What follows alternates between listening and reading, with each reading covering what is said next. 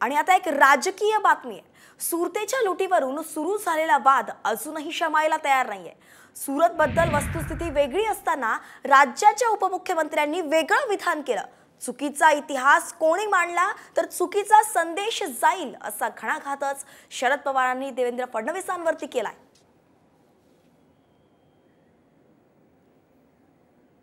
आपण पाहतोय की सुरत वरून जे वक्तव्य देवेंद्र फडणवीसांनी केलं होतं त्यावरून राजकीय वाद पेटला होता आणि यातच आता शरद पवारांनी सुद्धा वक्तव्य केलं आहे।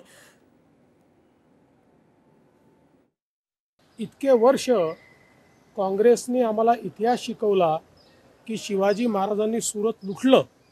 शिवाजी महाराजांनी कधीच सुरत लुटलं नव्हतं, पण जाणीवपूर्वक आम्हाला हा इतिहास शिकवण्यात आला की शिवाजी महाराजांनी सुरत लुटलं।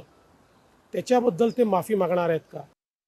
एकदा नाही दोनदा सुरतेवर स्वारी केली होती आणि तो स्वारी करण्याचा उद्देश वेगळा होता।